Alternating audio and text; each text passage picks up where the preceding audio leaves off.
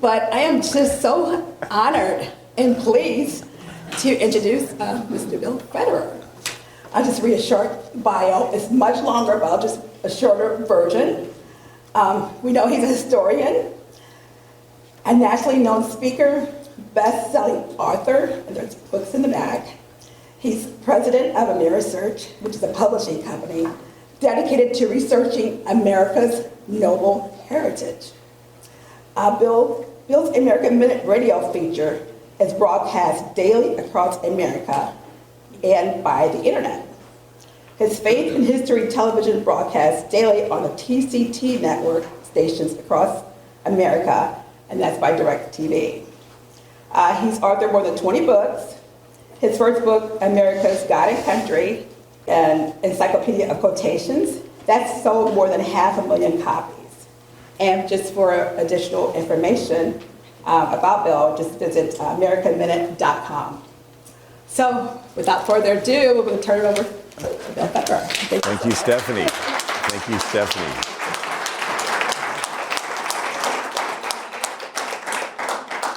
Well, aren't you glad we have Concerned Women for America and Stephanie and Bev Aylen on the front lines there? God bless you. The only thing worse than the bad things happening is us not knowing about it and us not having somebody there to keep an eye on it and to hold their feet to the fire. And I've known Bev for lots and lots of years, and she has been a champion. Whenever I have somebody call and say, well, I want you to endorse somebody in Missouri, it's like, I'm going to call Bev. Bev, what do you think?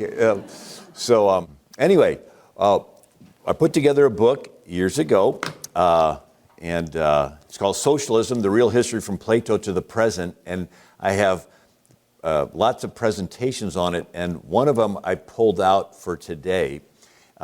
Another book that's my wife and I have put together called Miracles in American History, Times in Our Country's Past. There's a crisis, they pray, things turn around. And then a new book called Believe, and sort of gets into why God made us in the first place. Maybe I'll touch a little bit on that at the end.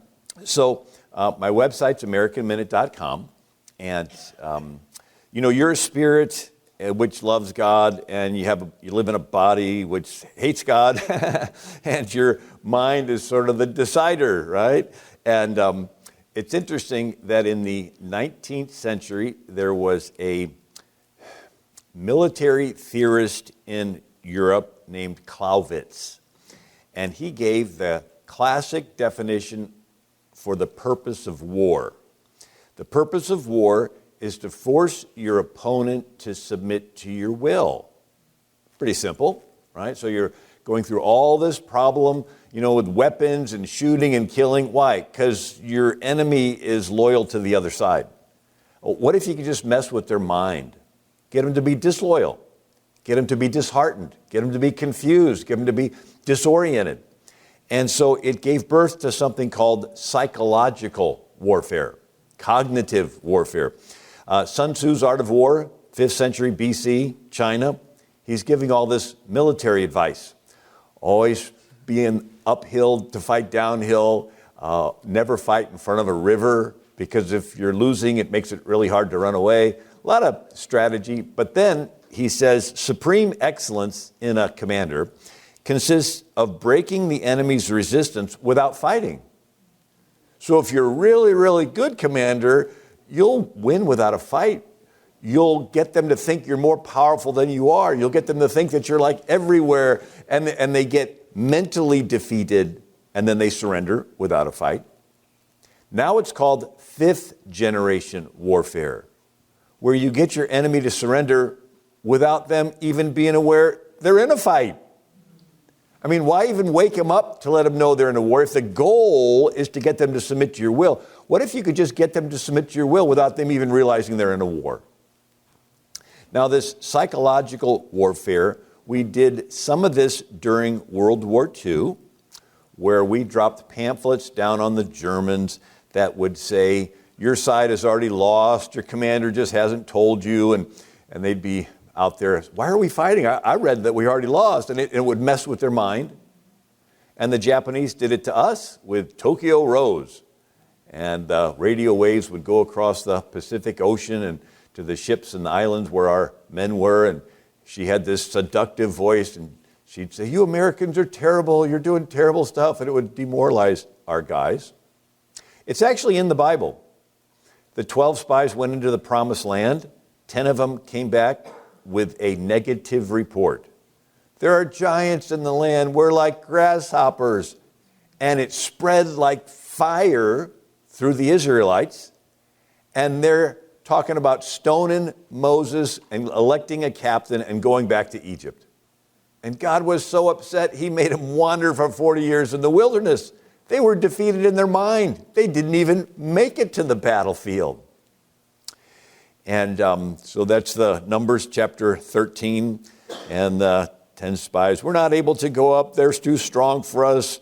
They brought a bad report, and we're like grasshoppers." And the congregation said, "If only we had died in the land of Egypt." Caleb quieted the people. "We should by all means go up and take possession of it, for we will certainly prevail." Joshua and Caleb tore their clothes, and they spoke, "Do not rebel against the Lord. Do not fear. The people of the land will be our prey. Their protection is gone from us, and the Lord is with us. Do not fear them." So they want to get us into fear, and over again, God says, "Fear not, fear not, fear not." Then it's in the Bible again with Gideon. And there's 100,000 Midianites that have invaded Israel. And rather than fight them on the battlefield, God tells Gideon to get 300 men at nighttime with torches that they hide under a clay pot, and at the certain signal, they would all smash him. It would make a crashing noise, and the torches would be right there around the side. They'd blow the trumpet, and the Midianites jump out of their tents in the dark and bump into each other, pull out their swords, and kill each other. They lost the psychological battle. There weren't any Israelites invading their camp.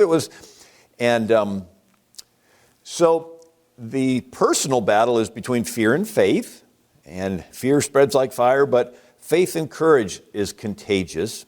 And so faith comes by hearing, and hearing by the word. And then also the verse, perfect love casts out fear. When you really dwell on how God loves you, he made you out of nothing. He's provided for you every day from your conception till now. He's going to take care of you. Just trust him. And when you really believe God loves you, then you don't get into fear.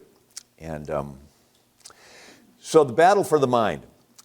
The interesting study starts off with marketing. What's marketing? Well, you want to persuade somebody's mind to buy a product.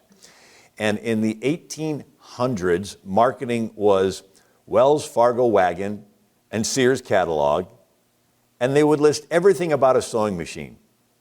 And you would make an informed purchase. But then in the early 1900s, they invented magazines and advertising that said nothing about a product. They just made it look like everybody's using it. Like Crisco. Nobody knew what was in it. They even invented a word, vegetable-based. And they advertised it with this ad campaign, and everybody bought it. We've all eaten it. But nobody knew what was in it. You know what's in Crisco? Cottonseed oil. So in the deep south, they harvested cotton. And they had these piles of black seeds, and they would mush it into industrial oil that they would use in factories and machinery. Nobody ate that stuff. But somebody had the idea of bleaching it, putting it in containers with a nice ad campaign, and we've all eaten it. And so you go from knowing everything about a sewing machine, but nothing about another product, but it looks like everybody's using it, and they're happy. They even did a cartoon in New York called Keeping Up with the Joneses. And this phenomenon of people wanting stuff just because they see everybody else has it, even if they don't know anything about it. And you had cigarettes. There was a guy named Edward Bernays, and he was the nephew of Sigmund Freud. And Sigmund Freud would do these psychological studies that basically found out that people will do what they see other people doing, and they want to be accepted in the group, and they don't want to be rejected from the group. And so Edward Bernays, they used to have an Easter parade in New York. Even Fred Astaire, a movie, The Easter Parade, and Irving Berlin wrote the music for it, the Easter. Well, Edward Bernays had some women pull out cigarettes and smoke them at this parade, and said, well, this is sort of the women's suffrage movement, and it shows our independence. And it was such a shocker that it gets printed in the newspapers, and that was the beginning of women smoking cigarettes. And then he took it to another level of women's shoes. He says women go into a department store and think they're picking out shoes. They're not. The marketing executive picked out the shoes for them, paid the actress to put them on, paid the photographer to take the pictures, paid to put it in the magazines. The ladies see it in magazines, and they want it. And he says, a larger manufacturer of women's shoes has a popular actress wear the shoes, the fashion spreads. The man who injected this idea into the shoe industry was ruling women in one department of their social lives. Today, the minority has discovered a powerful help in influencing the majority to mold the minds of the masses. They find in propaganda a tool which is increasingly powerful, regimenting the public mind. He later changed the name from propaganda to public relations. A little nicer sounding. And he said, in almost every act of our daily lives, whether in the sphere of politics, business, social conduct, or ethical thinking, we are dominated by a relatively small number of persons. It is they who pull the wires which control the public mind. So we are a government from the consent of the governed. It's in our declaration. But what if you could engineer the consent of the governed? And so Edward Bernays wrote a book called The Engineering of Consent. He says manipulation of the opinions of the masses is an important element in democratic society. Those who manipulate this unseen mechanism constitute an invisible government, which is the true ruling power of the country. So we get to vote for who we want, but what do we know about those people? Well, what the media tells us, and they can say good things and they can say bad things. Or they can say no things if they just ignore reporting on a candidate, right? Or the adjectives. They can say, well, this is a common sense person, and this one is a radical person, and just by that adjective, it's swaying people. And then he wrote a book called The Crystallizing of Public Opinion. And then Noam Chomsky wrote a book, Manufacturing Consent. And Oswald Spengler, a historian, writes, democracy has become a weapon of the moneyed interests. It uses the media to create the illusion that there is consent of the governed. The press today is an army of carefully organized weapons. Its journalists, its officers, the readers, its soldiers. The reader neither knows nor is supposed to know the purposes for which he is used and the role he is to play. Democracy is often a government of wealthy elites, right? So we know in marketing, you have a product, you hire an ad agency, and they know how to advertise and how to word it and the picture. Why? Because you want to sway people's minds to want the product. Well, you just hire them to push a political agenda, to push an ideology. Now, newspapers began to discover their power of influencing during the Spanish-American War. And you had William Randolph Hearst and his newspaper, the New York Journal, and Joseph Pulitzer Prize, his newspaper, the New York World, and they printed on inexpensive paper that would turn yellow after a couple days, and so they called it yellow press journalism. And you had Cuba, controlled by Spain, and they were wanting freedom. And the King of Spain sends over a Governor Weiler, and he is brutal. He puts 250,000 Cubans in concentration camps, and they're dying right and left. But America doesn't want to get involved. We still have the, memory of the Civil War. And so William Randolph Hearst sends an illustrator. They couldn't print photographs in newspapers yet. And so the illustrator would have to draw with etchings. His name was Frederick Remington, famous for, cowboy stuff. And so Frederick Remington goes to Cuba, and he sees all the starving that's going on, and there's that Colonel Weiler there, cruel guy. And so he draws these pictures, and Hearst cables Remington, 1897, you furnish the pictures, and I'll furnish the war. That he knew that he could put these pictures in the press and put them in front of the people, and it would sway them. And so the studying of how to sway the public opinions of the mass of people is something that has a long history. Actually, it goes back to Athens. So they had a democracy.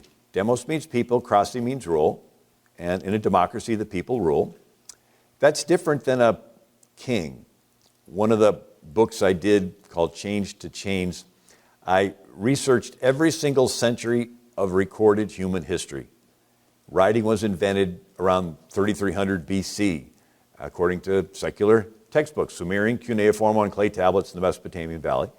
And from the beginning of writing till now, the most common form of government is what? Kings.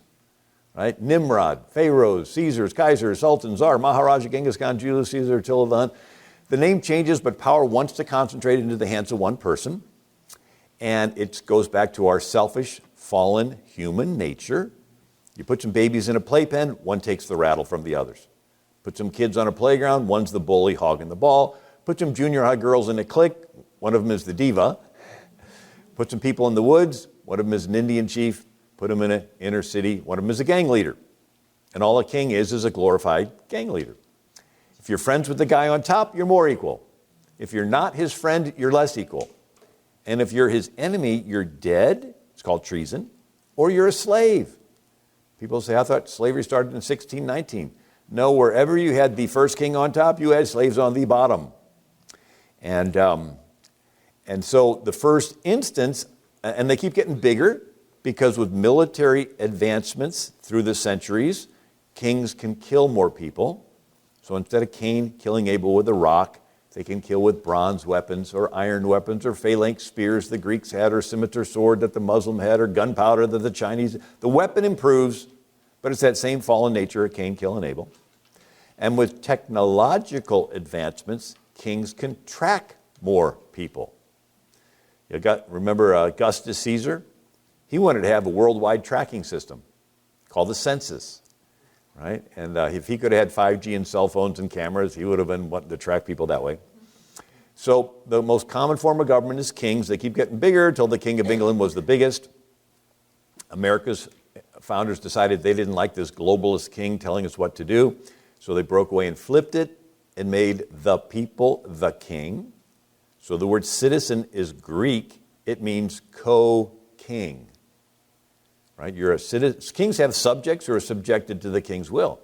Democracies and republics have citizens. And the word citizen means co-ruler, co-sovereign, co-king. So when we pledge allegiance to the flag and to the republic, you're basically pledging allegiance to us being in charge of ourselves. So when somebody protests the flag, what they're saying is, I don't want to be the king anymore. I protest this system where I participate in ruling myself. It's like, okay, somebody else will tell you what to do. So that's the norm, and anybody that does plotting can see that at some point it's going to max out on a global level. And Jesus says wheat and tares grow together till the harvest. Right? So the norm is people being ruled by kings, and what's rare is people ruling themselves without a king. The first instance of that is around 1400 BC. A nation comes out of Egypt. You know, because it's in the Bible.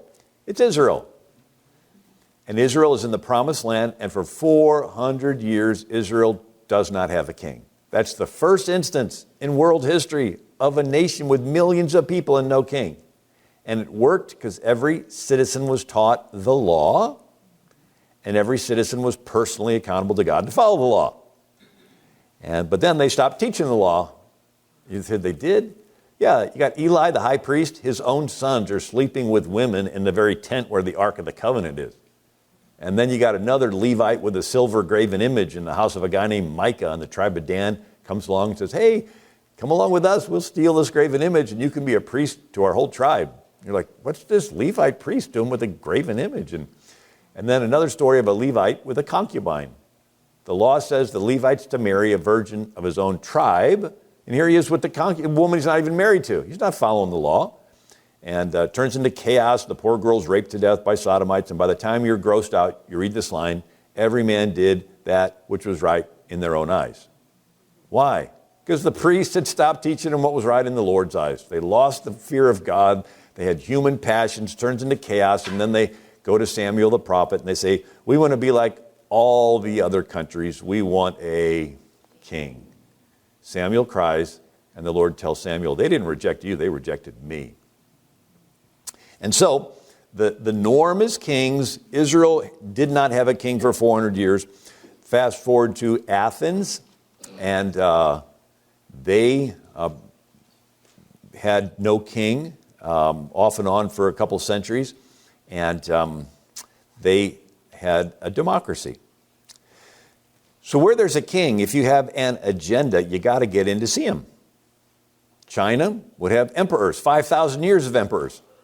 And they would have harems, and they would have Mandarin eunuchs that would keep the harem. And so if you wanted to pitch your agenda to the emperor, you had to bribe these mandarins with money and favors to get permission to go in and meet the emperor. But in Athens, there was no emperor. There was no king. It was 6,000 citizens. Well, if you have an agenda, how do you pitch it to a whole city? That's when the Greeks invented theater. And they would get the whole city together in an amphitheater. I went to school in Europe in college, and we went to these different ones. And the acoustics were such that you could literally stand down at the bottom and talk in your normal voice, and you could hear it all the way at the top. I don't know how they designed it, but it works. And they would have plays, comedies, tragedies, satires, where they would ridicule and buffoon certain points of view and honor and extol other points of view. And you read the comedies and tragedies, for example, Aristophanes, and he wrote the comedies. It was like Saturday Night Live. They would make fun of people, sitting politicians that were still alive. They would make fun of them and joke about them, and you would leave that theater saying, man, I'm glad I'm not that guy. I'm embarrassed for him. And you would shy away from him and everything he stood for. And then they would have a tragedy where somebody dies, and we're remembering how noble they were. And you say, man, I want to be remembered like that guy. And from that time till now, theater, media, Hollywood, is always political in a country where it's the people that are the king. Right? Somebody's paying those scriptwriters. Somebody's paying to put it on. Somebody's pushing an agenda. They're putting it before you. And it starts off where they'll have a series or a movie, and there's a character that you identify with, and they're a good character with good morals. And then once you're emotionally attached to that character, they begin to write into the script that this character begins to make morally compromising decisions. A little lust here, a little cheat here, a little revenge. And you find yourself defending them and apologizing for them. Saying, I know James Bond is with a woman he's not married to, but he's about to save the world. So can we get on with the story? And it sort of minimizes something that used to be important to you. Marital fidelity. And then they make people that hold old traditional values look like backwards and bumpkins and simpletons and idiots and even hateful. And you turn off the TV and say, yeah, that guy, he looked really strict and I don't want to be like him. And then they make the other person look cool, and man, they're accepting, and they're so cool, I want to wear their tennis shoes and their cologne. Right? So from that time till now, theater, media is always political. One of the milestones in this is the first televised debate, and it was between Nixon and Kennedy. Kennedy wore makeup, Nixon did not. And the hot studio lights would shine so bright that it looked like Nixon had bags under his eyes. He looked like an old, haggard guy. And Kennedy looked young and handsome. And everyone that listened to the debate on the radio said Nixon won hands down. Everybody that saw it on TV, especially the women, said that Kennedy won hands down. And so they began to realize, hey, running for president really doesn't have anything to do with what you're talking about, whether your arguments are solid, whether you're making sense, whether the policies are right. It's just an appeal. And so they put all this effort into packaging an appeal. Will and Ariel Durant, historians, wrote, "Democracy is the most difficult of all forms of government since it requires the widest spread of intelligence. Ignorance lends itself to manipulation by the forces that mold public opinion." Llewellyn Rockwell wrote, "Democracy has turned out to be not majority rule, but rule by the well-organized and well-connected minority groups who steal from the majority." A Bible example. Jesus comes into Jerusalem, and the mass of people love him. And they're putting palm branches down, and they're praising him, Hosanna. And then 4 days later, Jesus is standing before Pilate. And the Pharisees go among the crowd and stir them up against Jesus. Mark 15. But Pilate answered them, saying, "Will ye that I release unto you the King of the Jews?" For he knew that the chief priests had delivered him for envy. But the chief priest moved the people that he should rather release Barabbas. Pilate answered, "What will ye then that I shall do unto him ye call King of the Jews?" And they cried out, "Crucify him." And so Pilate, willing to content the people, delivered Jesus to be crucified. So you had the Pilate doing what the majority of the people wanted, but the majority of the people did what the minority of the chief priests wanted, right? They went in there, and this minority manipulated the crowd. And so it's sort of like a domino effect. The country is controlled by laws. Laws are controlled by politicians. Politicians are controlled by voters. Voters are controlled by public opinion, and public opinion is controlled by media in the short run, education in the long run, the church still having an influence, a little diminished, and then the internet.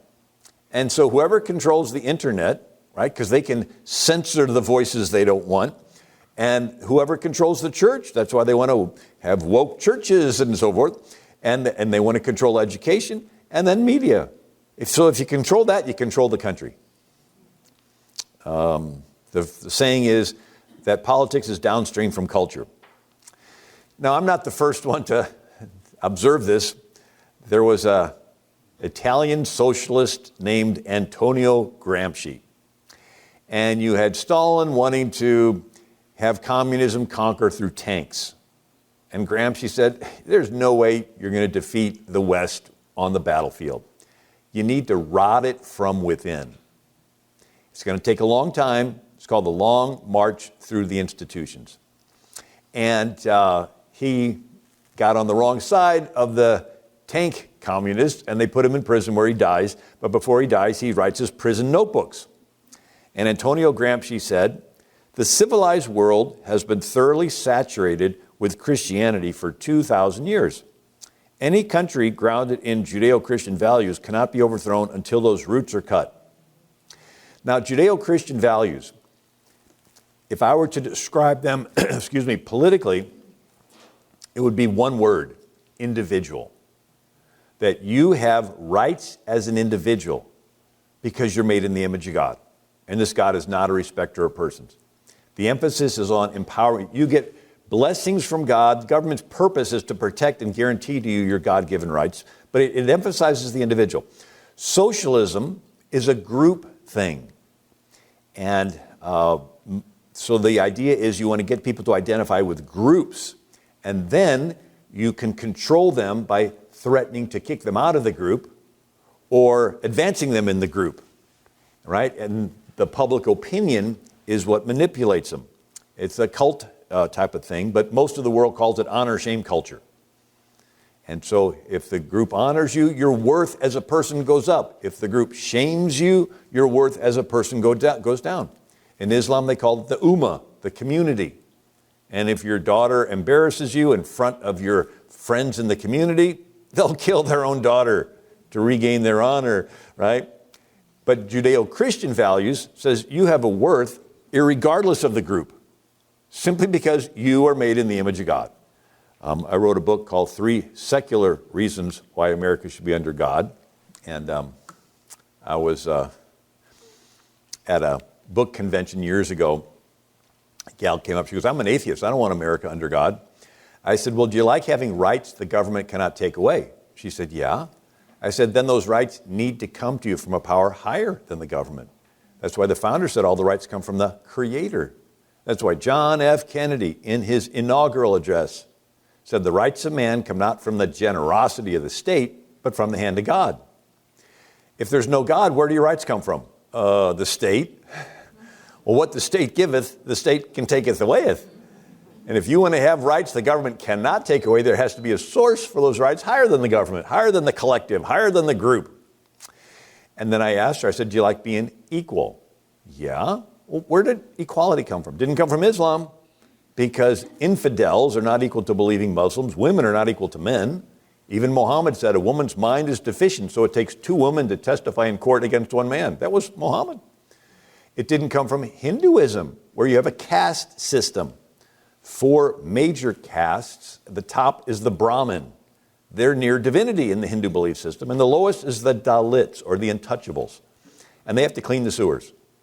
And even if they do a really, really good job, they can't graduate in this life and become a Brahmin. They're stuck. There's no equality in that system.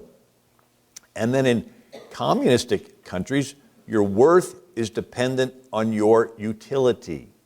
If you are useful to the state thinks that you'll live. You're useful to it. But if you're not useful to the state, they'll vote you off the island. They'll pull the plug, right? You don't have any usefulness left.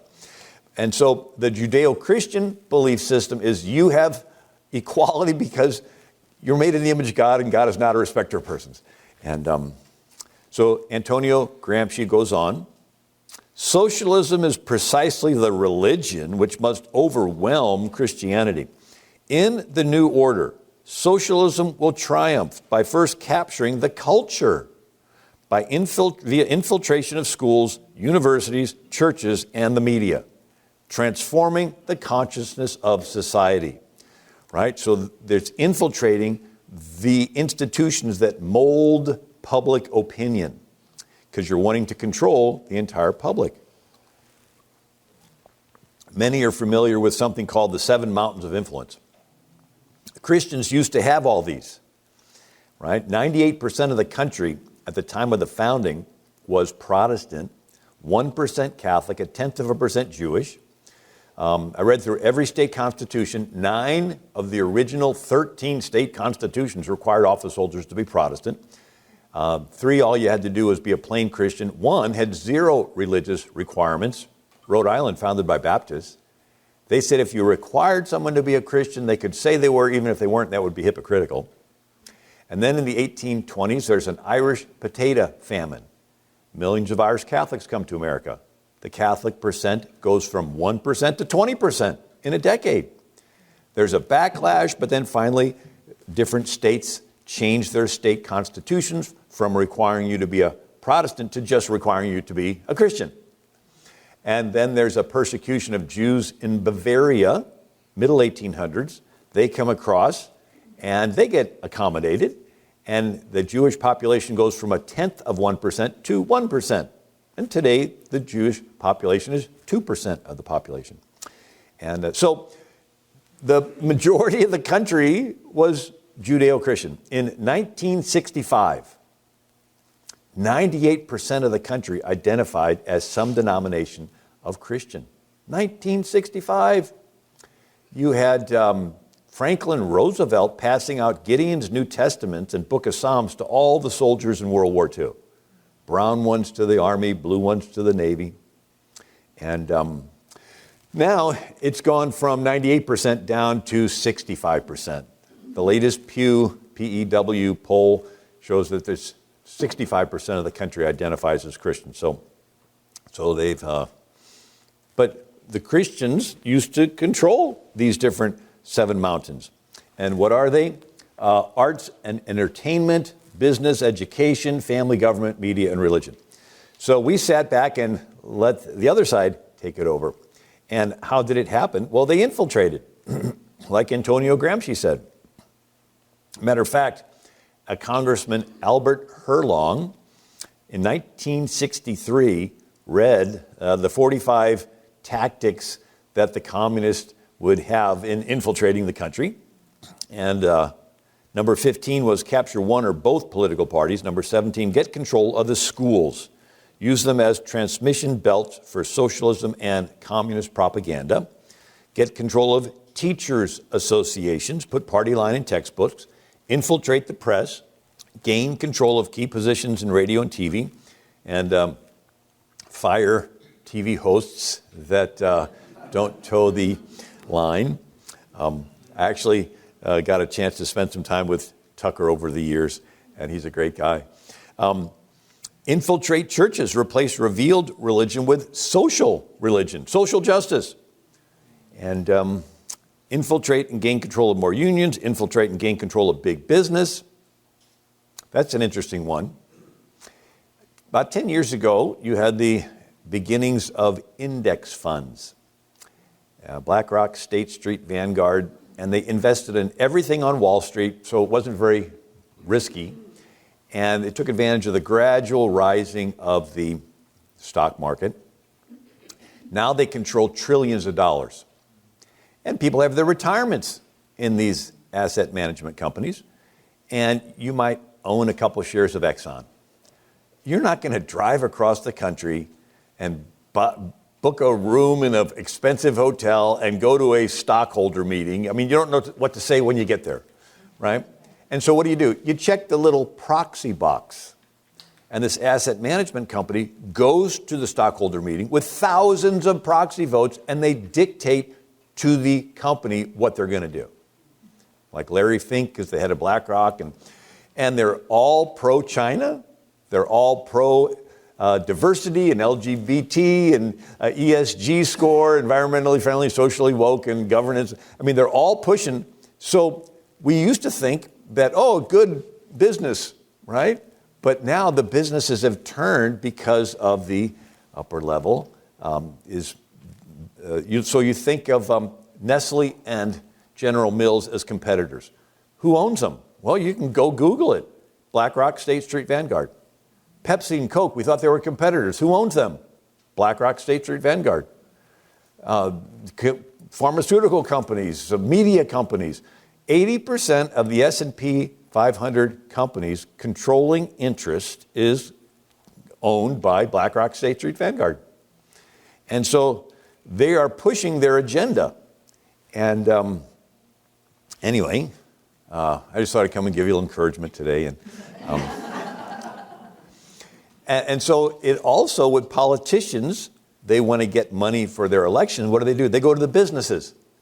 And the business says, okay, we'll give you some of our PAC money, but now it's got to be pushing the agenda that these asset management companies that own our stock tell us to push. So that's the media in the big business. I want to mention a little bit about education and how they've influenced education. There's a concept called deconstruction, and that's where you say negative things about a country's past and past leaders so that people emotionally detach from them. And then you get the kids into a neutral where they don't remember where they came from. and then you give them your pitch for whatever future you have planned for them. It's a sales technique. If I was a toothpaste salesman, the first thing I do is tell you negative things about the toothpaste you're currently brushing with. You're still brushing with that stuff? Haven't you read the article? It'll eat the enamel off your teeth. You're like, ooh, you're repulsed by it. Now I have you in a neutral. You're open-minded. What are all the toothpastes out there nowadays? And then I give you my pitch for this brand new tartar-controlled breath freshener stuff. So that's what they do. They go into the classrooms and they tell the kids the founding fathers were all slave owners. They were chauvinists. They took land from the Indians. They were bad, bad, bad. Forget the fact that they were humans that gave you a form of government where you get to be the king. And you get to decide where you want to live and who you want to marry and what job you want to pursue. And you get all these freedoms. Forget all that. They're all just bad, bad, bad. And these kids get repulsed by them. And they get repulsed from everything that they instituted. And now these kids are in a neutral position. And then I was out in California and they said, yeah, the public school had a course on world religions. And they started with Islam, and they spent a lot of time on Islam, and then Hinduism, Buddhism. And then they ran out of time. They just didn't get time to get around to Christianity. Literally. And so the concept is you say negative things about the past so that people and kids emotionally detach from them. You get them into a neutral where they don't remember where they came from, and then you give them your pitch for socialism or LGBT or trans or whatever future you have planned for them. Europe went through this deconstruction. Europe was 1,000 years of Catholic cathedrals, Protestant Reformation, Jewish neighborhoods, but then it went into a neutral with the French Revolution, right? They're tearing down churches, and you have the song from John Lennon, right? Imagine there's no heaven and no religion too. And so there's no boundaries, no religion, no God, no nothing. And now Europe is turning Sharia, with Muhammad being the number one name for newborns, and the Islamic immigrants having 4 wives, putting them on welfare, and each wife has 4 or 5 kids apiece. And the Europeans are waiting longer to get married and maybe having 1 child. And then Europe is socialist. It's great. The government pays for your education. But if you mess up and don't do good on a test, you get channeled into a career path and you can never switch. My daughter for a while dated a guy who wanted to be a doctor, and he studied and he was scoring everything, but the one doctor didn't like his dad because he had been a politician, and kept flunking him and flunking him and flunking him. And he could never get into the med school because of that. And so he went on to another career. So during this deconstruction in France, they tore down statues, like good King Henry IV, who in the 1500s tried to patch up Protestants and Catholics. Like, why would you want to tear down a statue of a guy that, lived a couple centuries earlier? Well, it's deconstruction. You want to get people to forget. And then St. Genevieve. Who was she? 450 AD, Attila the Hun, with an army of 500,000 men, are sacking and burning cities all across Europe, right? Strasbourg, Worms, Mainz, Trier, Metz, Reims, all these cities, Cologne, Tournai, and he's headed toward Paris. And this young woman, Genevieve, gets all of Paris to fast and pray. And for some reason, Attila skips sacking Paris. So she's considered the patron saint of Paris. Well, during the French Revolution, they dig up her bones and trash them. I mean, we're talking like 1,300 years later. Like, why would you do that? It's part of deconstruction. You want to cut the ties with the past, get everybody to forget where they came from, because you want to get them into this neutral, and then you can introduce something new and brand new. And so during this French Revolution, they did this, but they weren't the only ones. China did deconstruction. During the Warring States period, 3rd century BC, you had 6 kingdoms fighting, and one wins, led by Qin Shi Huangdi. And Qin Shi Huangdi was doing things differently than they had been done for centuries before. And he was being criticized for doing things differently. So he decided to destroy all records of how things were done before. And he burnt tens of thousands of bamboo annal books. They wrote on strips of bamboo, right, from top to bottom, like the Egyptians wrote on papyrus reeds, but these were bamboo reeds. And he just had them burnt. His chancellor was Li Si. In 213 BC, I, your servant, propose that all historians' records other than Qin's be burned. If anyone under heaven has copies of the classics of history, they shall deliver them to the governor for burning. Anyone who dares discuss the classics of history shall be publicly executed. Anyone who uses history to criticize the present shall have his family executed, and anyone who has failed to burn the books after 30 days of this announcement shall be sent to build a great wall. And so you wanted to destroy the history. If it wasn't for a previous emperor having a copy of the classics of history included in all the stuff in his tomb, there wouldn't be a copy, right? But later, after Qin Shi Huangdi was gone, then later they discovered it and then were able to reprint it. It's interesting. When Qin Shi Huangdi died, his son took over, but his Chancellor Li Si and Zhao Gao wanted to do a coup against his son. And sort of a little rabbit trail story, but it's interesting. The chancellor or the court official Zhao Gao that's wanting to plot this coup brings a deer into the court and says, "Emperor, I want you to see my new horse." And the emperor says, "That's a deer." And all of his loyal administrators said, "Well, that's a deer." But there were some that wanted to get favor with Li Si and Zhao Gao, and they said, "Well, it could be a horse." And so now Li Si and Zhao Gao could tell who's sort of on their side and who's not, and they began to assassinate all the others, and then they did their coup. And but the idea of assenting to obvious lies is in some way to become evil oneself. And so now you don't have a deer that you say, "It's a horse." You have a man that you say, "It's a woman." And so this idea of destroying history is what Mao Zedong did in the Cultural Revolution of the 1960s. And he destroyed the oldest Buddhist temple in China, got rid of all Western learning and Western trained doctors and shamed them publicly and destroyed the great gates of Beijing. And so it's like, destroy all the history because we're going to do something new called the People's Republic of China. And it's so great that we don't want to remember anything of the past. We don't want to be compared to the past. We don't want to be criticized. We want to be like Qin Shi Huangdi, destroy all the past. I thought this was this was just a year or so ago, that Paris wanted to have an exposition on Genghis Khan, who had the largest contiguous land empire in world history.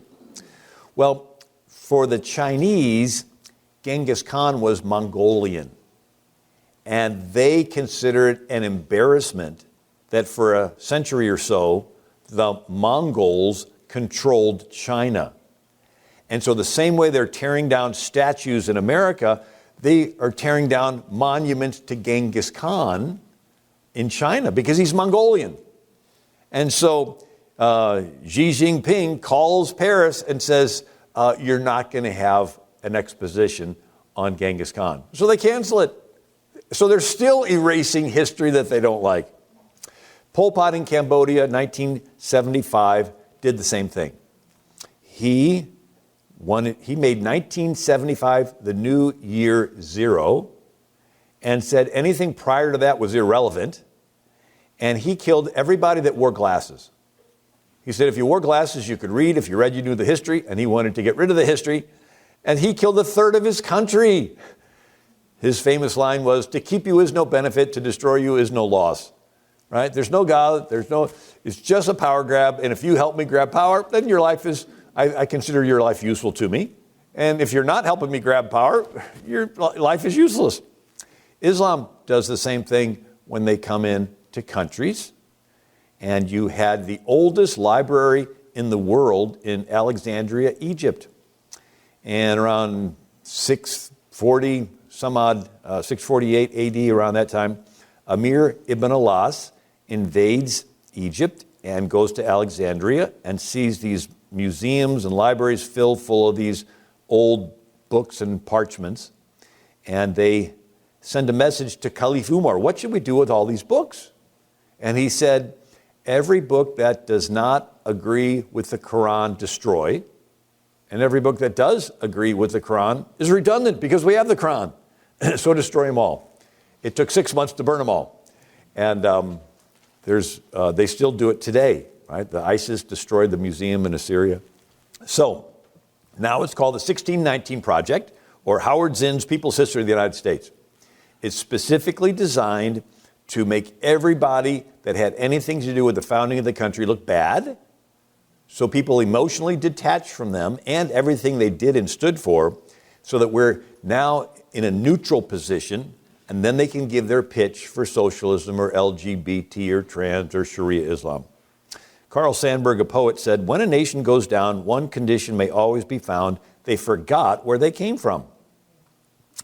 And one of the quotes that I often use is Arthur Schlesinger Jr., a Pulitzer Prize-winning historian on John F. Kennedy's staff. And the quote is, history is to the nation what memory is to the individual. So have you ever met an individual who has lost their memory?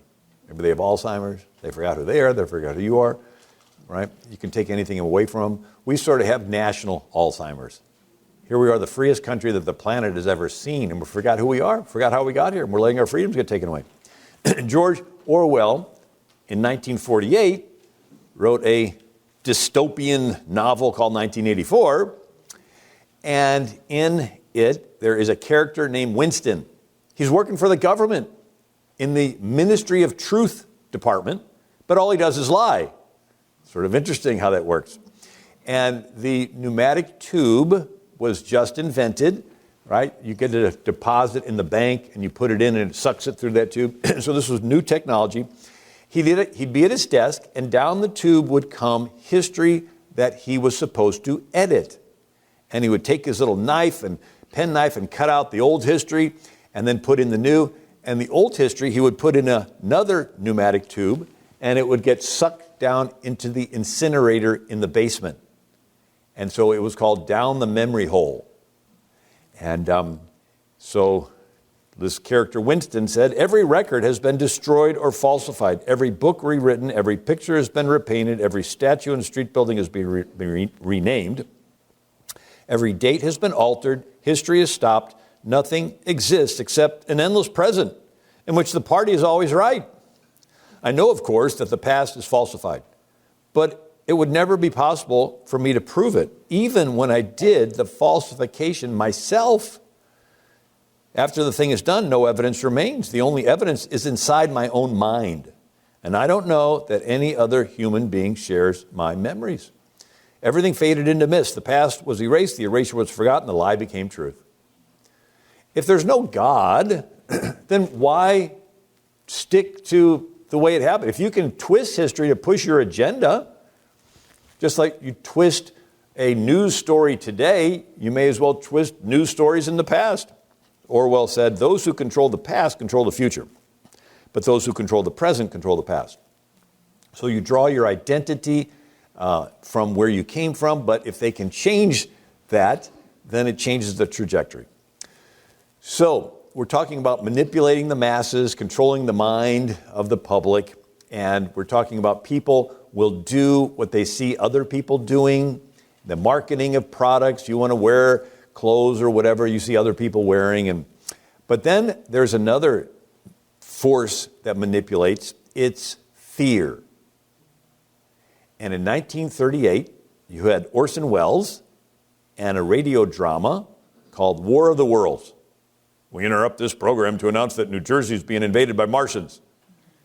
And the entire nation instantly panics in fear and runs outside and looks up at the sky for Martians. And it was studied how you could instantaneously, they have this nerve impulse where people will panic in fear and surrender and do stuff. And then they began to study manipulation in psychological dramas. Gaslight, 1944. Actress Ingrid Bergman in the movie plays the niece of a famous actress who was given some jewels, and she dies, and Ingrid inherits the flat or the apartment in London, and all the actress's stuff with the jewels is packed away in the attic and doors locked, and it's too emotional for her to go up there. Well, word on the street is that they know that those jewels are there. And so a guy comes and befriends Ingrid Bergman and courts her and marries her. And then the way those old black and white movies were, it's like, well, you go ahead and go to bed. I'm going to go smoke my pipe. And he would go out the door, walk down the street, climb up the fire escape, go across the roofs like, Mary Poppins, and go climb in the window in the attic. And when he would turn the gas lamp on in the attic to hunt around looking for the jewels, the gas lamp in her bedroom would get dimmer. And every night and so she would say, whenever you go for your walk, the gas light in my bedroom gets dimmer. And he'd say, you're seeing things. Your eyes are playing tricks on you. I think the stress is getting to you. You're emotionally attached. I think we need to have you go see a doctor. And I think we need to check you into an asylum. And they're about to sign her away until there's a guy across the street, and they see every night it gets on in the attic, it gets dimmer in the bed. He happens to come over and tells what happened. The police arrest the bad guy, take him away. But it went into our vocabulary called gaslight, this manipulation. And so psychology today, it says victims of gaslighting are systematically fed false information that leads them to question what they know to be true. They end up doubting their memory, their perception, even their sanity. And so you don't just do it to an individual, you can do it to a whole nation if you control the sources of information that the public is consuming. We began during World War II to have the military learn this. And they had a Army and Air Force motion picture service. It's like, why are they making motion pictures? I talked to a guy years ago. They would have movies that would have, young guys going into the military and being heroes and then coming back home. And then they would have enrollment tables in the lobby of the movie theater. And this guy said, I went over there and signed up.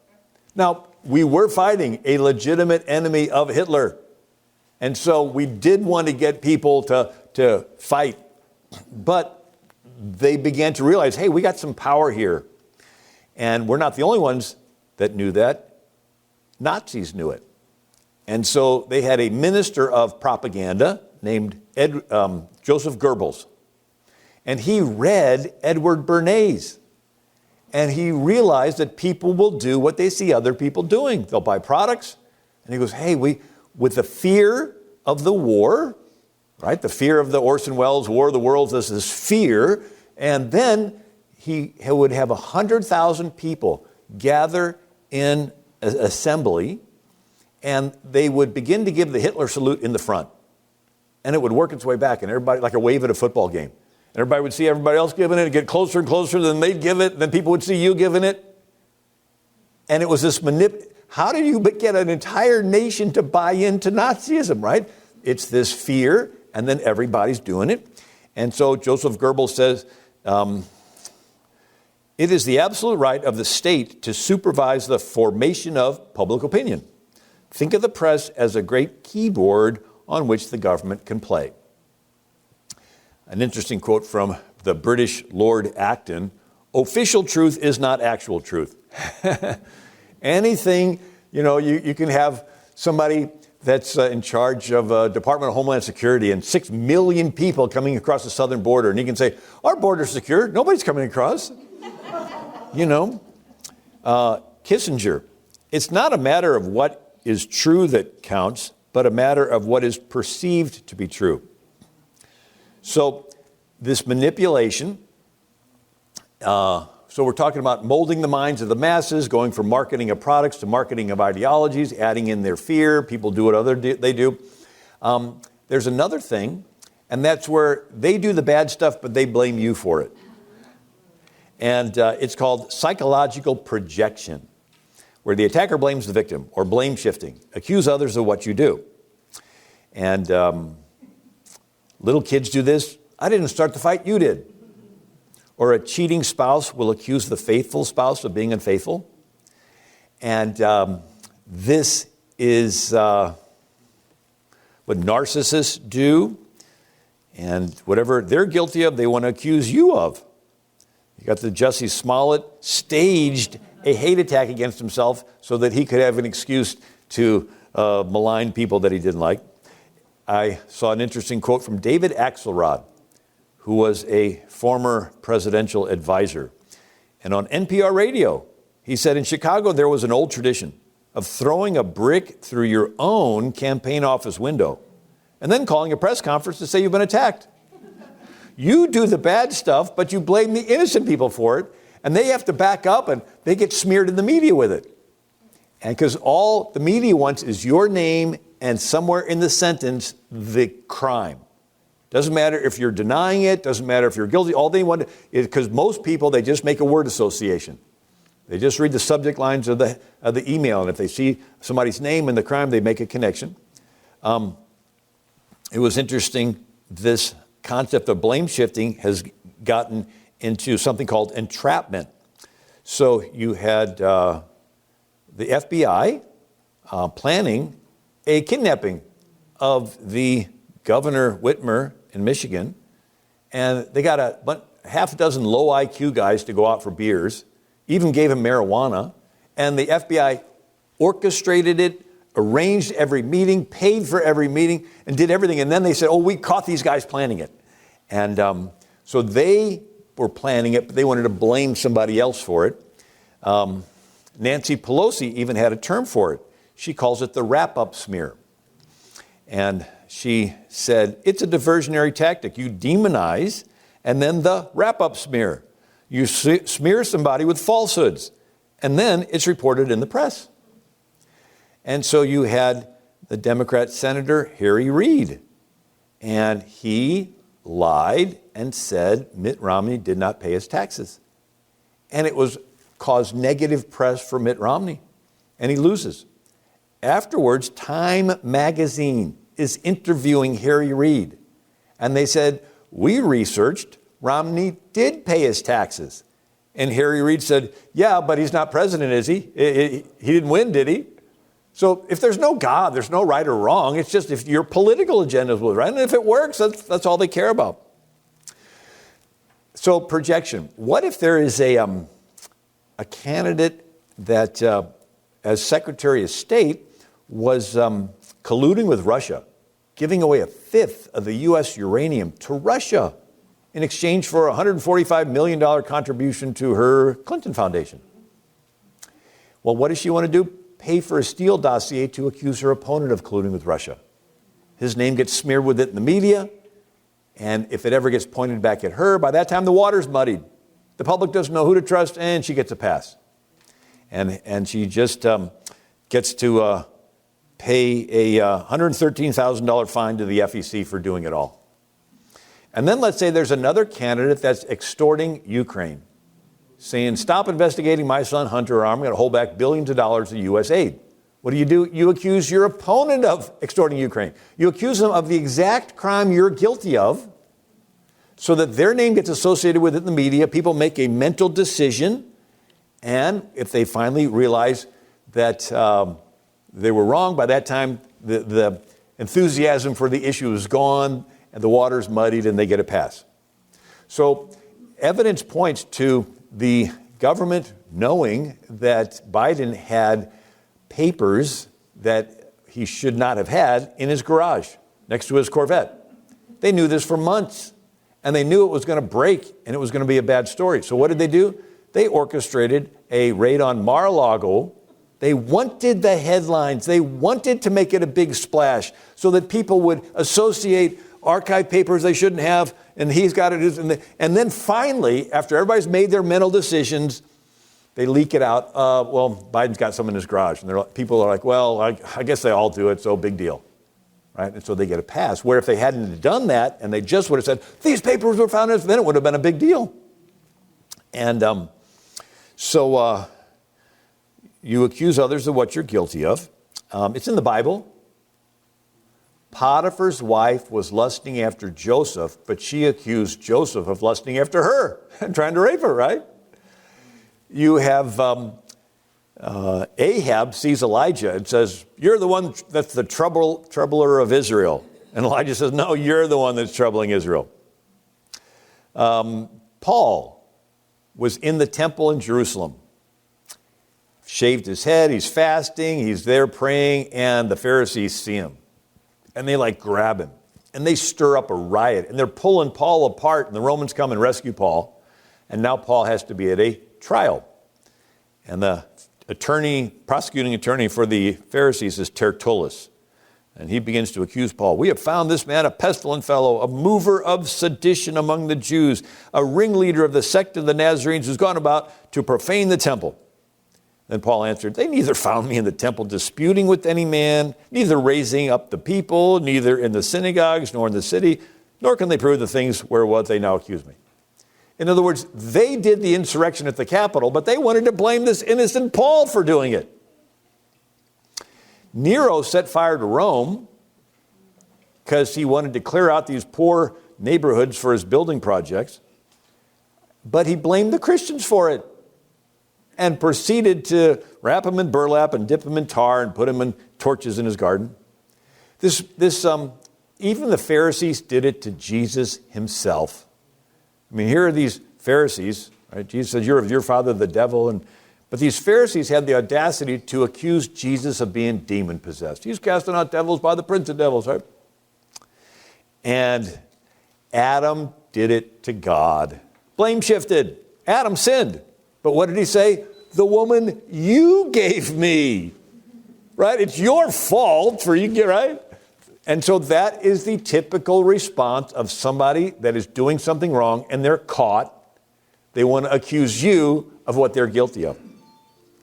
And so we're talking about the battle for the mind and how it's done through media, it's done through education, it's done through the internet, it's done through wokeness in churches. But the very core of it is this human desire for acceptance and the fear of rejection.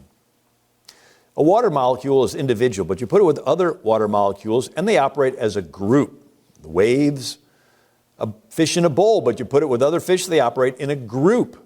They can turn on a dime. A bird in a cage, but you put it with other birds, they operate as a group, flying these nice patterns. Well, guess what? We're individuals, but you put us with other individuals, we operate as a group. We're constantly giving and receiving feedback. Are we being accepted? Are we being rejected?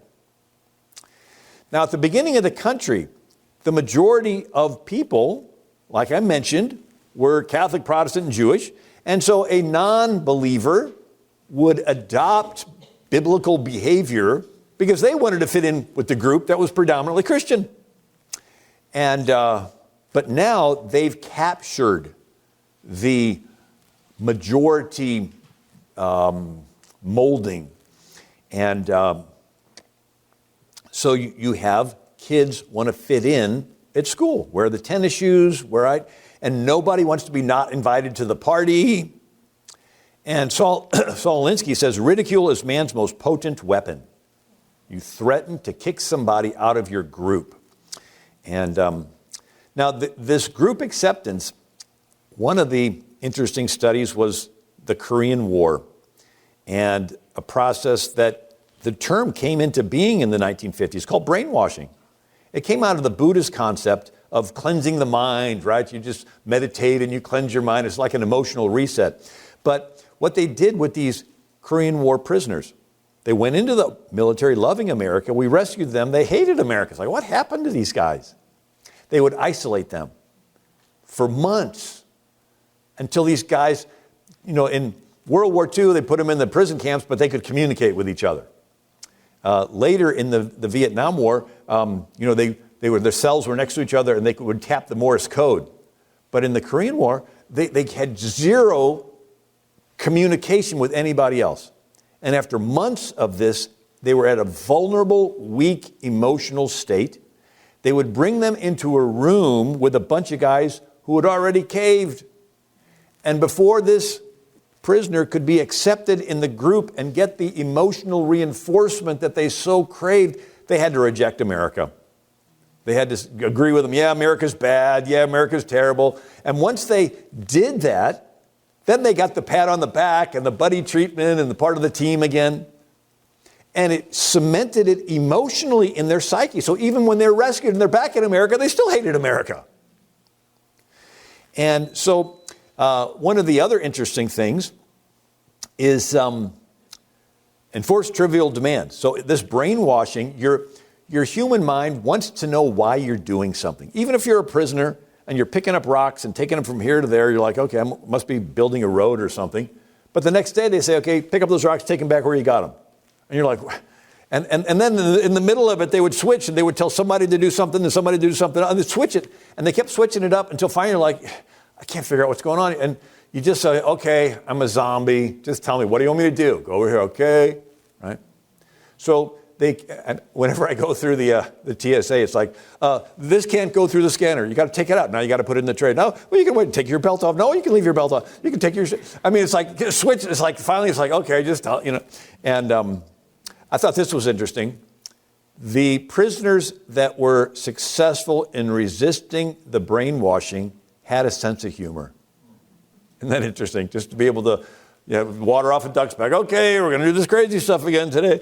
And but they studied, how could you get, like in Nazi Germany, how could you get a whole nation to buy into killing Jews and terrible stuff?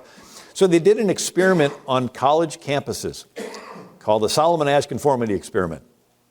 And they would pull 8 students into a classroom. 7 had been paid ahead of time to be actors. 1 was a naive participant. And the teacher would put 2 cards on the front desk.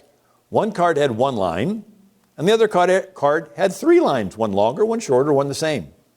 And beginning with the paid actor students, they would say the shorter line was equal to the first line.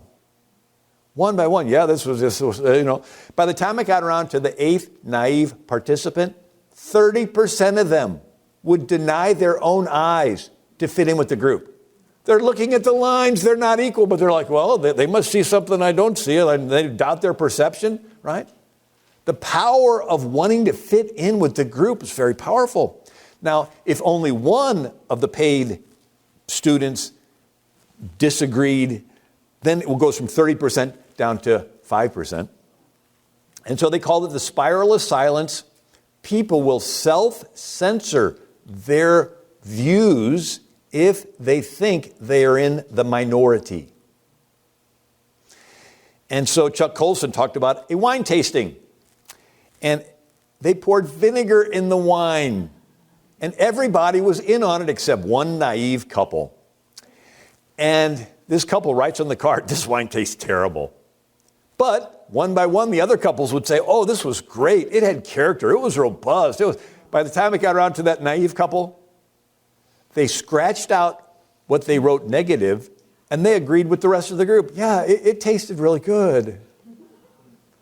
And then when somebody said all they did was pour vinegar in the wine, the couple that changed their views criticized them for saying they poured vinegar in.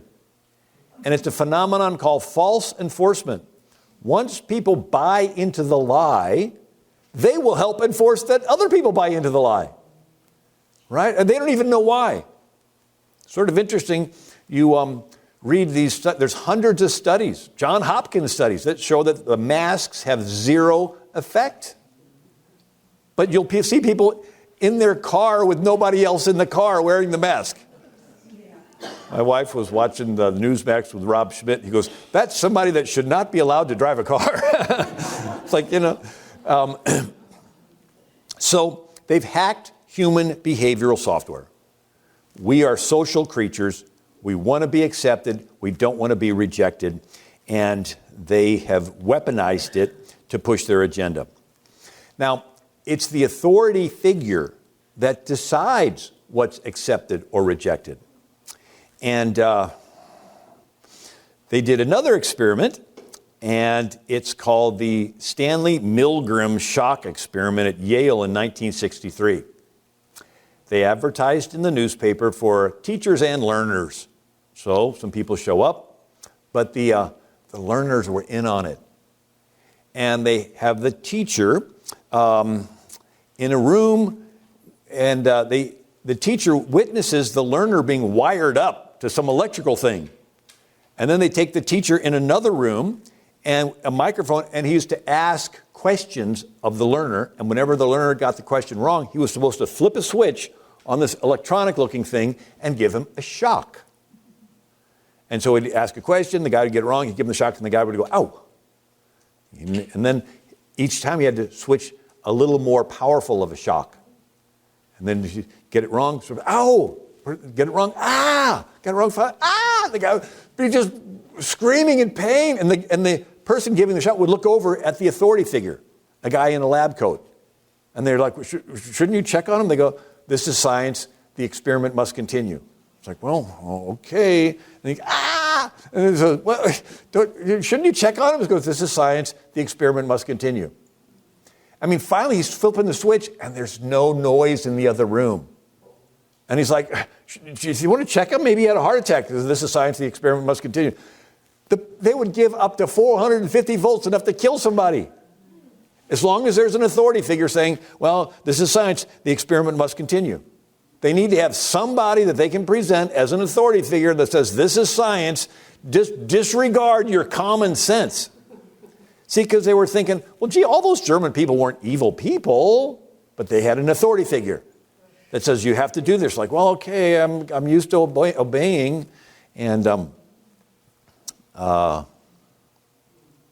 then you had Allen Dulles was the head of the CIA during the Cold War. He approved the first assassination project of the Iranian leader, Mossadegh. And so Carl Bernstein, the Watergate reporter for the Washington Post, was doing an interview in 1977 with the Rolling Stone magazine and titled The CIA in the Media. And so Allen Dulles wanted to get the country aware of the Soviet threat, and we were busy with the baby boom. And so he had 400 people in key positions in the media that were being paid, and they were to take whatever the CIA said and weave it into one of their stories. And it's called Operation Mockingbird. And when they were caught, the CIA said, oh, we're not going to do that anymore. It's like, yeah, right, you know. And I thought it was interesting when Rand Paul was questioning Mayorkas over his disinformation governance board he was wanting to set up. And Rand Paul said, do you know the greatest propagator of disinformation in the history of the world is? The U.S. government. I think you've got no idea what disinformation is. Do you know who the greatest? And anyway, he goes on. And then Mika Brzezinski, she makes a comment. She goes, it's our job to control what people think. And so during the past election, you have Facebook and Twitter and these different media things saying good things about some candidates and bad things about others. And you would do a Google search, and it would pull up good things about one candidate and bad things about the other candidate. And it would sway voters. But why? Because you don't want to go to the office and say you're supporting somebody when you feel like everybody else doesn't support that one. And you get your feeling of who's accepted and who's rejected by watching these different television things. And even, I mean, why is President Biden meeting with TikTok stars?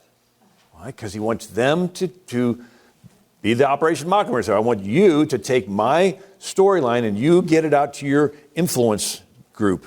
And anyway, another story in the Bible is Jeremiah goes to the King Zedekiah and says, okay, you've sinned. If you go out to the king of Babylon and surrender, Jerusalem's going to be spared. You'll just get a little hand slap, you know. But if you don't go out and surrender to the king of Babylon, Jerusalem's going to be burnt to the ground. And King Zedekiah says, what are the Jews in captivity going to say about me if I surrender? It's like, really, dude? Jerusalem's going to be burnt to the ground, and you're caring about what are people going to say about me?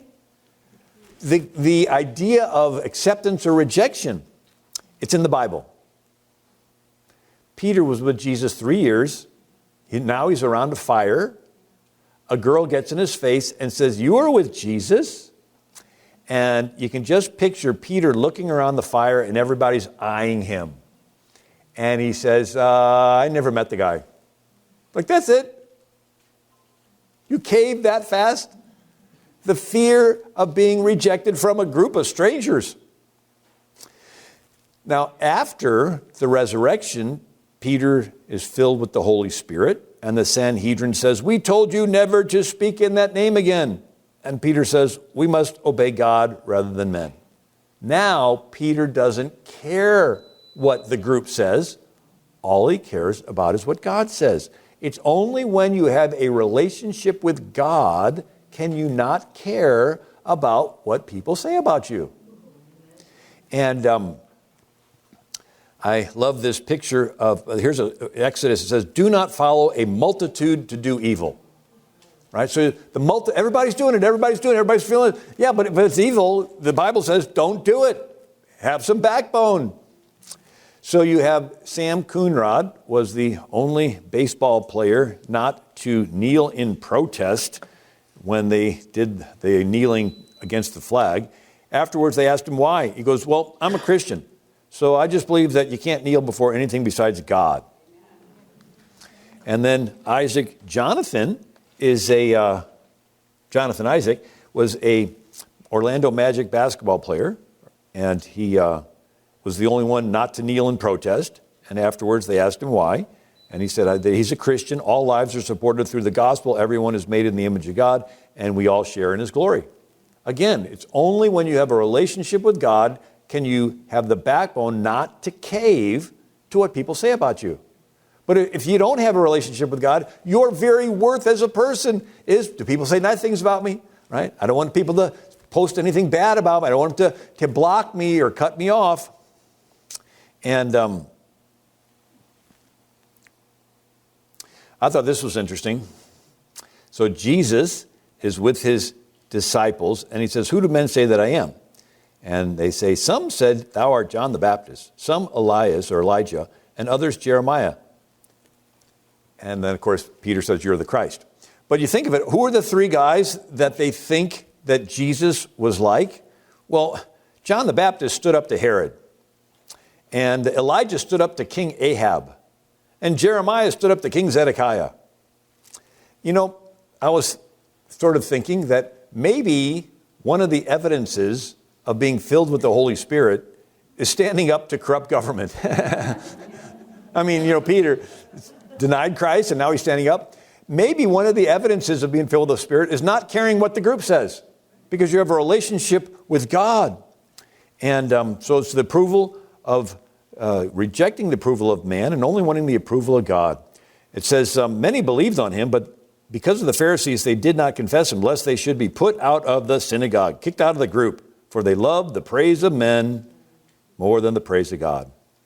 Jesus said, ye receive honor one from another, and seek not the honor that cometh only from God.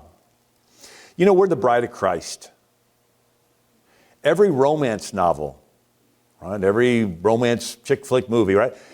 It builds up to a decision-making moment, a forsaking of all others and choosing the one. Right? I mean, we're watching the movie, so, you know, and then finally there's, okay, you know. Well, I think God is pushing the world to a decision-making moment. He's letting the evil come out of the closet. I mean, Satan clubs. Satan worshiping Grammys, Antichrist Disney cartoons. I mean, you can't. I think he's going to let it come out of the closet, evil, raw in your face.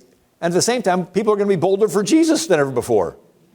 And as we get closer to the end, it's going to be a choice between God or the devil. I mean, it's just really, so we're going to be hidden. It's like, no, it's going to be just blatant. And some people are going to do the evil. And some people are going to be silent in the face of evil. And by their silence, they're giving consent to the evil. And they're siding with evil. You think, really? Yeah, it's called the rule of tacit admission, T-A-C-I-T. And it's in a wedding ceremony where the pastor says, anybody that's against this wedding, speak now or forever hold your peace. If you're silent holding your peace, your silence is giving consent to the wedding. And so if there are evil things going on and you're silent in the face of evil, you're giving consent to evil. You're siding with the evil. You know the verse in the Bible, Leviticus 19:18? You know it. Love your neighbor as yourself. The verse right before it is confront your neighbor directly so you will not be held guilty for their sin. Another translation, rebuke your neighbor openly so you will not incur guilt, their guilt upon yourself. And so you're loving, oh, I want to love. I want to say, no, you love, but you confront. But if you're not confronting, you share in the guilt. So as we get closer to the end, there's going to be those that are doing evil, those that are silent in the face of evil, and then there's going to be others that are going to say, you know what, I stretched the rubber band and tolerated something I didn't feel good about, but I did it anyway. And then I stretched the rubber band and I tolerated something else I didn't feel good about. But you know what, I just can't go with hysterectomies on 8-year-old girls. They're still playing with dolls. They don't know any. I just can't go there. I'm sorry. And you cut the rubber band and it snaps back. And you said, since I don't care about what other people say about me, I may as well be bold for Jesus. And it's like a cell dividing. It splits. And I think God is pushing the world to this decision-making moment. And it's permeating down, not just us adults, it's permeating to the schools and the female athletes. I mean, everybody is going to be pushed to a decision. And so, approval of man. When you get down to it, it's pride. Right? That's the sin of Satan. Pride. Cain worshiped God through his works. We know it's works because God told Adam, the ground is cursed for your sake and you'll bring forth fruit by the sweat of your brow. So Cain's trying to work his way to heaven. He's trying to be good enough. You know, if you do works, you can be proud of your works. And God resisted, right? God resists the proud. He gives grace to the humble. And so when Cain's works were rejected, it says his countenance fell.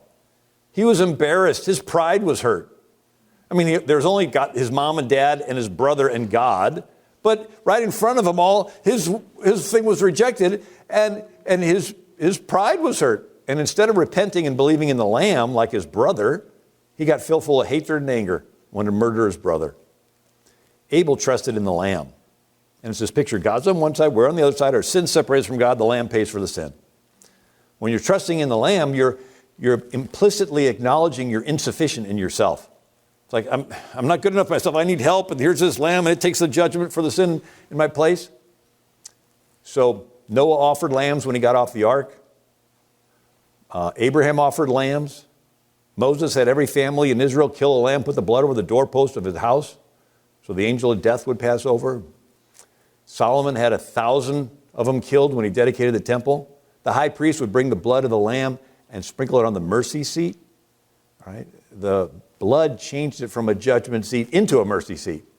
If he would have approached the Lord without the blood, he would have approached the judgment seat, but the blood turned it into a mercy seat.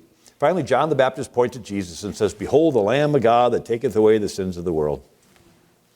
So I ask people, are you approaching God as Cain or as Abel? Right? If you're still hoping you're good enough to go to heaven, in a way you're approaching God as Cain. I hope I piled enough stuff on the altar, maybe another couple handfuls of barley.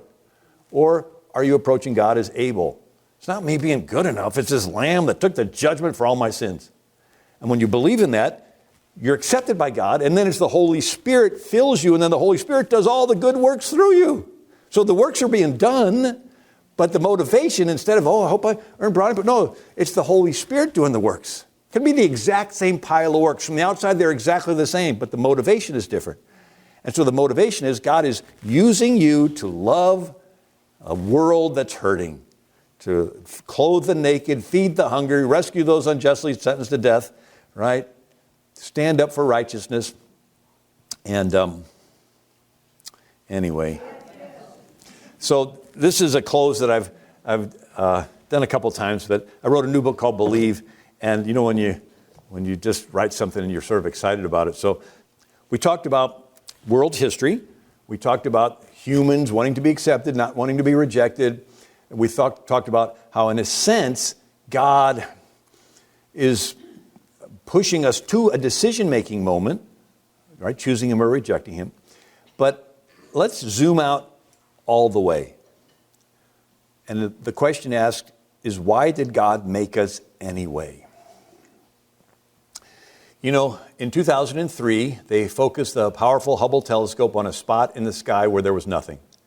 The spot was small. It was the size of a grain of sand held between your fingers at arm's length against the night sky. Teeny spot, nothing there, which is sort of hard to do when you look at the Milky Way. But they found a spot where nothing was there. They focused it on there for 11 days.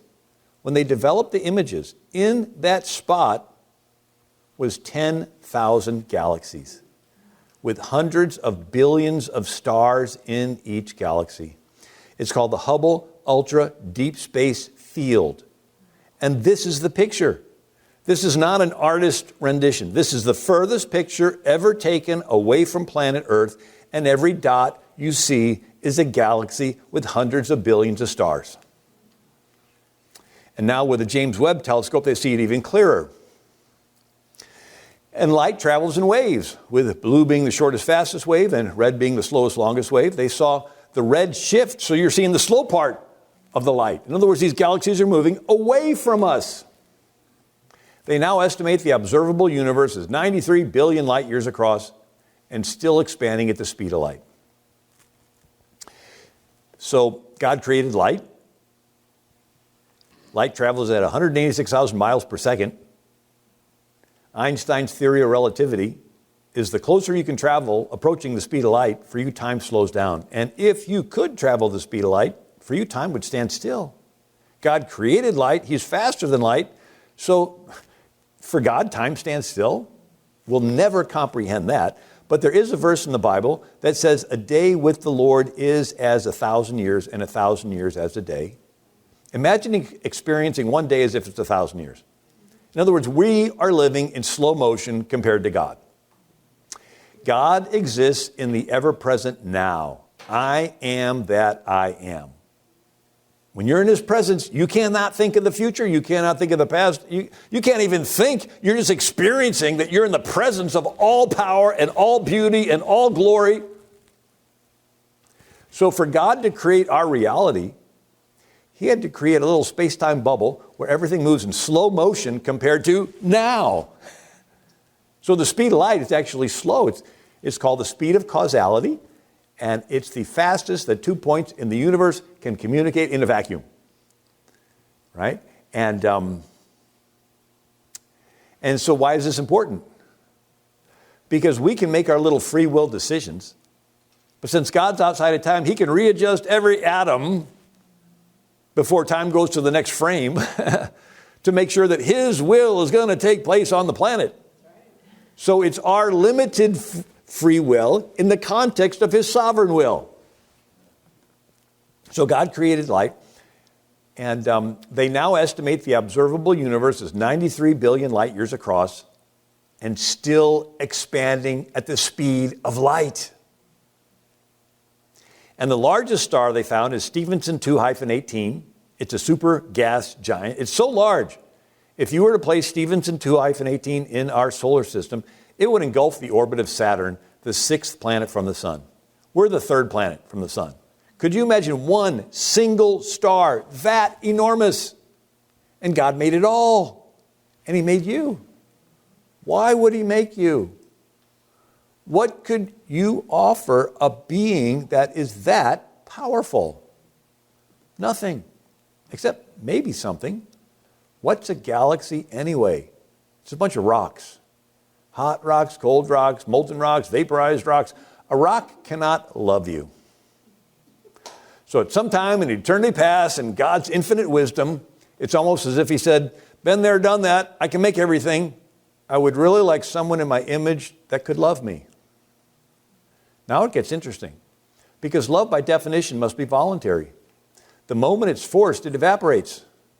So in this context of everything God controls, time, matter, space, energy, he intentionally created something he didn't control, your will. Now, he could control it if he wanted to, but that would defeat the very reason he made us different than everything else. He doesn't need our love. He's not incomplete, and our love somehow completes him. He doesn't need our love, but he wants it. Parents don't need the love of their children, but they want it. And we're made in God's image. Okay, well, what's the most important thing in your life? Well, somewhere near the top of the list, it's loving and being loved. And if we're made in God's image, could it be that loving and being loved is a big deal to him? And he loves everything he created, but could his creation love him back? Well, for there to be love, it has to be freely given. So everything God makes is laws of planetary motion, laws of optics, laws of thermodynamics, laws of quantum, everything's laws. And even animals follow instinct. Cute little dog, it's still following its instinct, right? I looked up the word angel in the King James Bible. It appears 289 times. Never once does it say the angels love God. They worship him, they glorify him, they praise him, they smite his enemies, they deliver his judgments like in Egypt, they deliver his messages to Daniel and Ezekiel and Mary. They're heavenly witnesses. Jesus says, I'll confess you before the angels. They rejoice when a sinner converts. But the word love is not used in any verse in the Bible to describe an angel's relationship with God. They are not made in God's image, and Jesus did not die on the cross for angels. They are immensely powerful and immensely intelligent, but they were created for a purpose. What purpose were you made for? We're not very smart and we're not powerful. Why would God make us? The word love is used all throughout the Bible to describe men and women's relationship with God. Love the Lord your God with all your heart, soul, mind, and strength. Psalms 91. Because he set his love upon me, therefore I will deliver him. Jesus rose from the dead and says, Peter, do you love me? We are beings created with the ability to love God. But for our love to be loved, it must be voluntary. There's a second thing. He has to hide himself behind his creation. Because if he ever revealed himself to you in all of his omnipotent universe-creating power, brighter than a trillion suns, your response, if you didn't melt, would be like the Apostle John in the book of Revelation, I fell at his feet as dead. It would be an instantaneous and involuntary response. In the presence of all power and all beauty and all love, it would be instantaneous. And God's like, I can do involuntary all eternity long. I'm interested in this voluntary thing. People say, if God's real, why doesn't he show himself? Because the moment he shows himself, your free will is gone.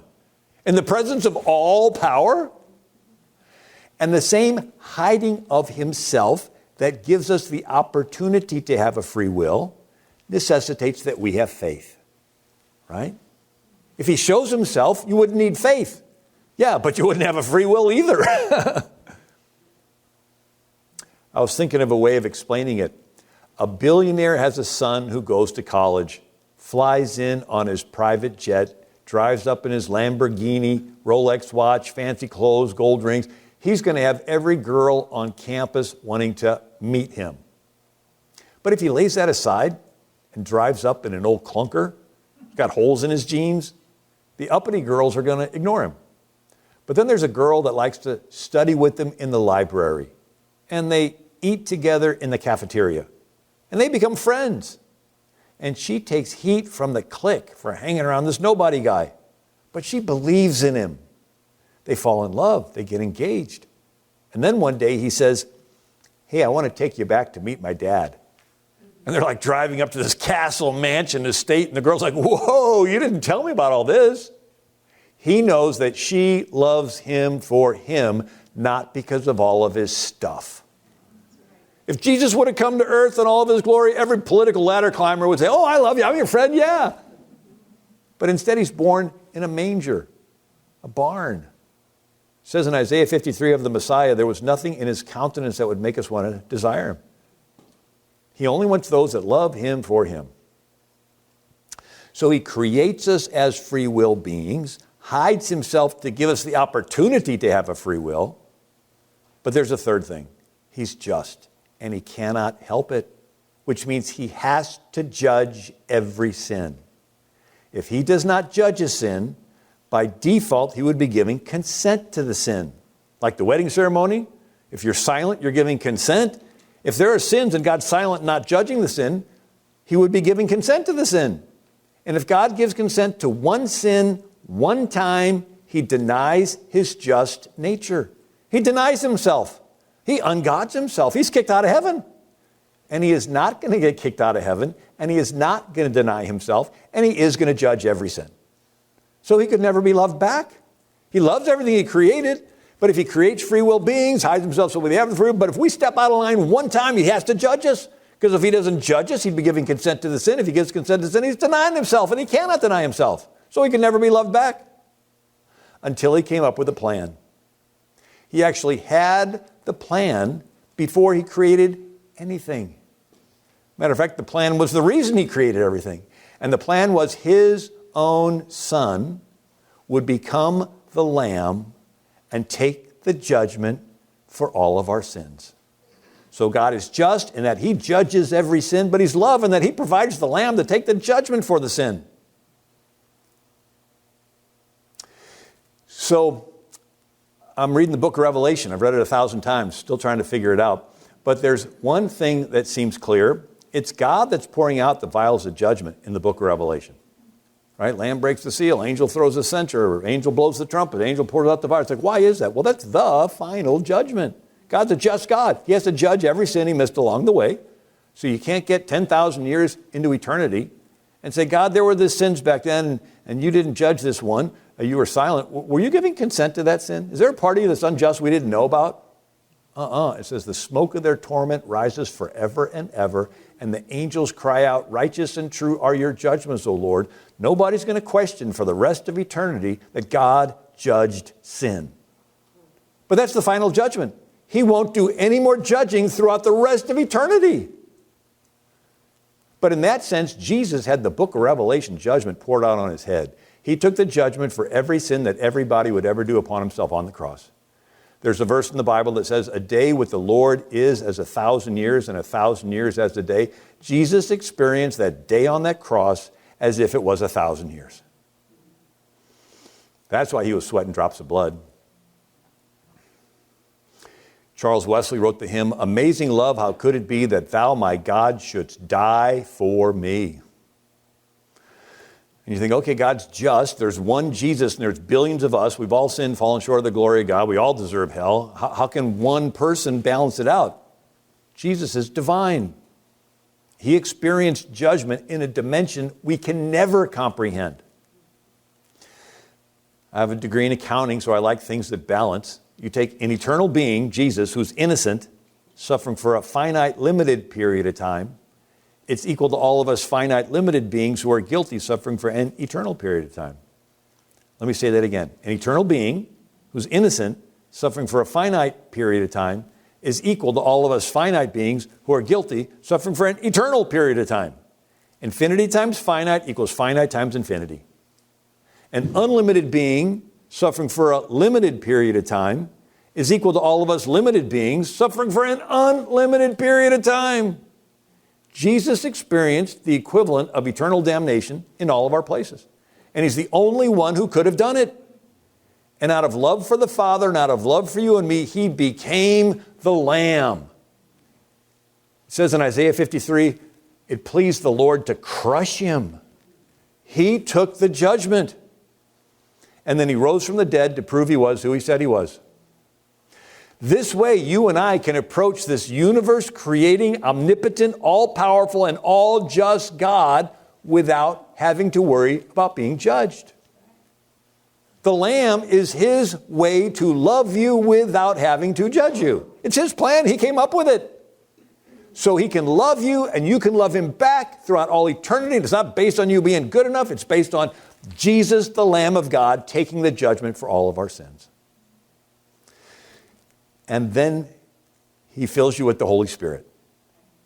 And again, it's the Holy Spirit that is now loving the world through you. And so that's the big picture. The big, big picture. And he's put us on this earth so that we have this free will decision to accept him or reject him. But today, I pray that a little glimpse of God's love comes through and you realize how much he loves you and how much he wants you to love him back. He'll never force you, because the moment he forces you, it's no longer love back. But he wants, the more you love someone, the more you want that someone to love you back. God loves you infinitely. He has an infinite desire for you to love him back. Well, I'm going to go ahead and end with that. God bless you.